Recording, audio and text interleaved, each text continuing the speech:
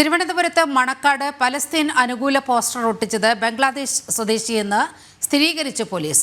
റിമാൻഡിൽ വിട്ട ഇക്ബാലിനെ ചൊവ്വാഴ്ച ഫോർട്ട് പോലീസ് കസ്റ്റഡിയിൽ വാങ്ങും. ഇക്ബാലിന്റെ വിവരങ്ങൾ NIA ശേഖരിക്കുന്നുണ്ട്. കഴിഞ്ഞ ദിവസമാണ് മണക്കാട് പലസ്തീൻ അനുകൂല പോസ്റ്റർ ഒട്ടിച്ചതിന് ഇക്ബാലിനെ പോലീസ് കസ്റ്റഡിയിലെടുത്തത്.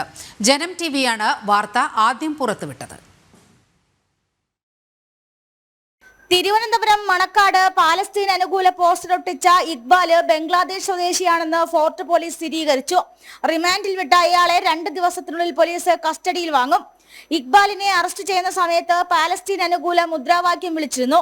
ഇയാൾ താമസിച്ചിരുന്ന കല്ലാട്ടുമുക്കിലെ വീട്ടിൽ നിന്നും പാലസ്തീൻ അനുകൂല തീവ്രവാദ ബന്ധമുള്ള ലഘുരേഖകളും പോലീസ് പിടിച്ചെടുത്തിട്ടുണ്ട്. ഇക്ബാലിന്റെ പക്കലുണ്ടായിരുന്ന ആധാർ ഉൾപ്പെടെയുള്ള തിരിച്ചറിയൽ രേഖകൾ വ്യാജമെന്നാണ് പോലീസിന്റെ നിഗമനം.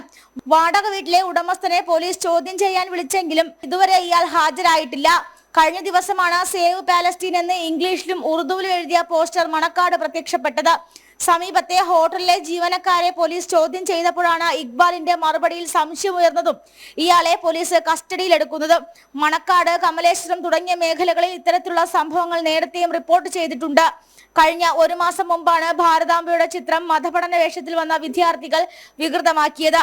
തിരുവനന്തപുരം ജില്ലയിൽ ഇത്തരത്തിൽ അന്യ സംസ്ഥാനത്ത് നിന്നും യാതൊരു രേഖയും ഇല്ലാതെ എത്തുന്ന തൊഴിലാളികൾ വന്ന് താമസിക്കുന്നുണ്ട്. ഇവർ ചെറിയ ഗ്രൂപ്പുകളായി തിരിഞ്ഞുകൊണ്ട് തീവ്രവാദ പ്രവർത്തനങ്ങളും വർഗീയ കലാപങ്ങൾക്കും ആസൂത്രണം ചെയ്യുന്നുണ്ടെന്നാണ് NIAയുടെ നിഗമനം. ഇത്തരത്തിൽ ഇതര സംസ്ഥാന തൊഴിലാളികളെ കേന്ദ്രീകരിച്ചുകൊണ്ട് NIA കൂടുതൽ അന്വേഷണങ്ങൾ ആരംഭിച്ചിട്ടുണ്ട്. ജനം, തിരുവനന്തപുരം.